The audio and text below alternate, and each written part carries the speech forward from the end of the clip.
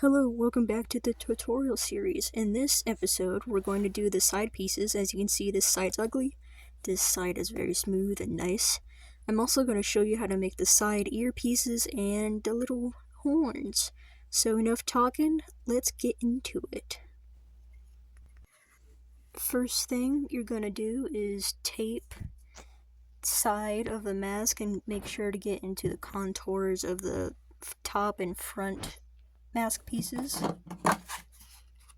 Once you have that cut out, make sure to leave a lot of room on the top and the bottom half of it. Once you get that cut out, transfer it to some leather. There we go. I recommend gluing a little bit so it's easier to keep in place. Remember when I told you not to glue down the top edges of the pieces before? This is why, because you're going to pull them up and fold the fabric under. And so it's all nice and coherent and smooth. Glue this down with super glue because it won't work with hot glue and it'll just get everywhere. Fold the bottom piece that overlaps and then do the front piece. When you get to the eyes, cut a dart and then just fold them into the eye sockets. Here it is, all done, both sides. Now let's move on to the horns. You're going to get some clay. I'm using air dry clay I got at Walmart.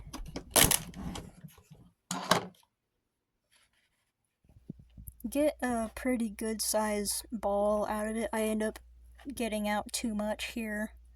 So anything smaller than this will be more than enough. Tear your ball in half so you have an equal amount for the horns. One way to get it pointy is to roll the edge on the table and make a flat bottom. This takes a while and it's not as clean. You can also mold it with your fingers. You can see this takes a long time and it's not as nice looking as the other ways I'm going to show you. You can roll the one point in your hand and it'll make a pointy piece instantly, or you can roll it on the table. Look at references for the placement and the size and the shape of the horns. I'm shaping it here. It looks I made it a little too big, so I cut it down a little bit. I'm going to make the other one. They look pretty even, so wait about 10-15 minutes for them to dry before you can take them off. For the side pieces, cut a big circle out of 2mm EVA foam. Look at pictures for reference to see what size you're going to cut them out. Cut a smaller one out of, again, 2mm. Glue your big circle to some fabric, the leather. Then cut some darts and then glue the pieces to the underside. Make sure all the folded pieces are nice and smooth and flat. This is very important. Once you have that done, glue it down to the base with super glue. I highly recommend marking first with a white pen because I put it in the wrong place and I had to rip it off and it left glue marks. So here's both sides on. So now let's move to the small piece. I used the center of my mason jar lids to get a pretty good even circle in the middle, the size I needed. Cut that out, and then a tip for the little rivet circles on the sides. Do a circle at the top, bottom, left, and right, and then do one in between of each of those. Cut those out. I used the side of my hot glue gun to heat it up, and then pressed it down on my paint bottle to make it a little more round. If you're not using black foam, use black spray paint or normal paint. Now that the clay is all dried, I painted it with black nail polish and glued it on with super glue.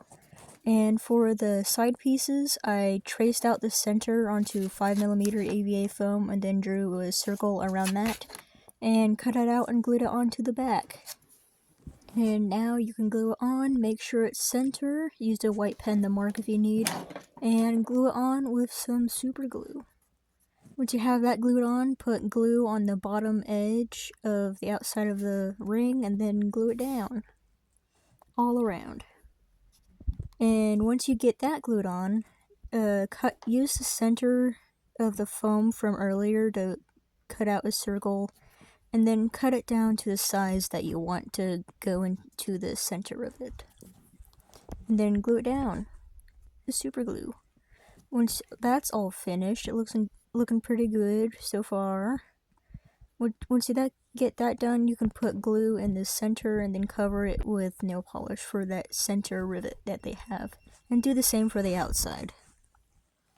And that's all done. Looks pretty good. I put a dot in between each of the rivet holes, and then I put a strip of leather on the top and also a rivet at the bottom. I'm making this mask into Aether, so I cut out the shape that he has, this patch piece. Soto has the same, but it's on his right side and Aether's is on his left side. I just cut it out of 2mm UVA foam and covered it with leather. This is Soto's mask, so I have that done. And it's all finished for part 3. I forgot to put his 3 extra rivets on that patch, so ignore that. The horns are pretty sturdy and fitted well. And he's looking like a ghoul now, so bye-bye. Take care now. I love you. I like you. And good evening, good night. Goodbye.